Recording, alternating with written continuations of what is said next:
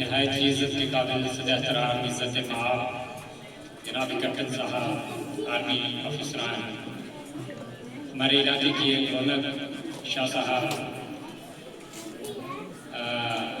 फरीद भट्टी साहब, चौकीदार साहब, मेरे बरादर अकबर मास्टर खुशबूद साहब, यहाँ तशरीफ़ फरमा मेरे भाई और दोस्तों, अगरचे जनाबे परवेज साहब ने मेरे ऊपर कैद लगा दी कि आप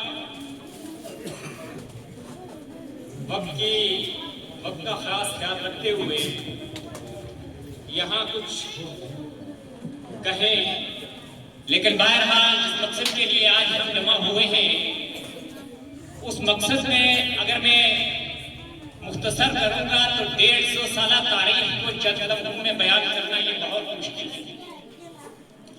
250 साल की तारीख को बयान करना चंद मिनटों में ये बड़ा मुश्किल है और नामुमकिन है। मुझे समझ में नहीं आ रहा है कि मैं कहां से शुरू करूं।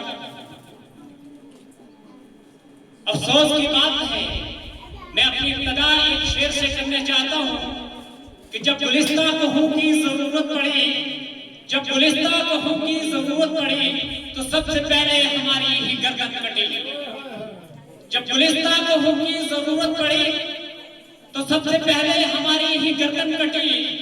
फिर भी कहते हैं आज अहले चमन, फिर भी कहते हैं आज अहले चमन, ये चमन है हमारा तुम्हारा नहीं।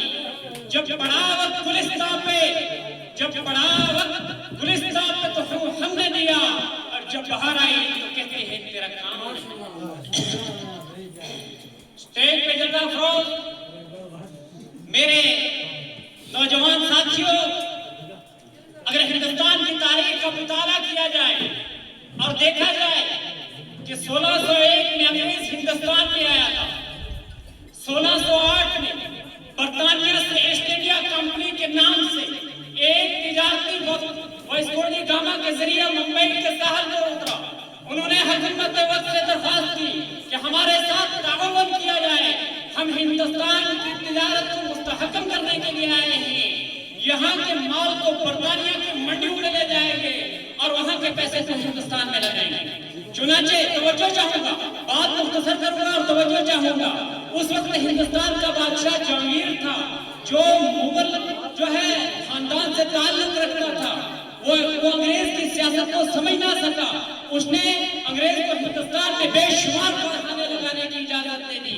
हत्ता के कई कंपनियां, कई जो है रियासतों की रियासतें अंग्रेज के नाम लगा दी और कहा गया कि इस इलाके की हुकूमत तेरी है और इसका फैसला तू करेगा। बिलाहिर 1772 में शाह अब्दुल अजीज मुहद्दिस देलवी रहमतुल्लाह अलैह पैदा हुए। उन्होंने एक फतवा जारी किया कि अंग्रेज की फौज में भर्ती होना हराम है। जब यह फतवा आता है, यह फतवा हिंदुस्तान की बुनियाद था, हिंदुस्तान की तहरीक का बुनियाद था। मेरे भाइयों, इस फतवे के बाद एक आदमी जो अंग्रेज की फौज में शामिल था, तवज्जो चाहूंगा तफैल भाई, तवज्जो चाहूंगा, बात मुख्तसर करूंगा लेकिन तवज्जो चाहूंगा। एक आदमी जो अंग्रेज की फौज में शामिल था, अंग्रेज की फौज का सिपाही सालार था, उसने देखा वो अंग्रेज की फौज में शामिल था, लेकिन शाह वलीउल्लाह के इस फतवे की वजह से उसका बेटा हैदर अली का बेटा शाह सुल्तान टिप्पू मैदान के अंदर आता है। शाह सुल्तान टिप्पू ने जब देखा कि पूरे इलाके के अंदर अंग्रेज की हुकूमत कायम है, इतना जुल्म सितम हो रहा है कि बीवियों को बेवा किया जा रहा है, बच्चों को यतीम किया जा रहा है और नन्हे लोगों पर जुल्म सितम ढाया जा रहा है। शाह और मेरे दोस्तों, जब शाह सुल्तान टिप्पू आंखें खोलता है, चारों तरफ तारीख का मुताला करता है और देखता है कि अंग्रेज ने नाजायज कब्जा हिंदुस्तान के ऊपर जमा रखा है, तो शाह सुल्तान टिप्पू अपनी फौजों को लेकर जाता है और दावत देता है कि अंग्रेज आ मेरे सामने, और कहता है कि गिदड़ की 100 साल लंबरदारी से शेर की एक दिन की जिंदगी बेहतर है। लड़ूंगा, कटूंगा, मर जाऊंगा, अपनी जान का जो है वो खत्म कर दूंगा, लेकिन अंग्रेज के सामने झुका नहीं। शाह सुल्तान टिप्पू ने 3 मैसूर की लड़ाइयां लड़ी। आज मुझे अफसोस होता है, हम जिस मुकाम पर खड़े हैं या जिस मकसद के लिए खड़े हैं, हम जंग आजादी के सिलसिले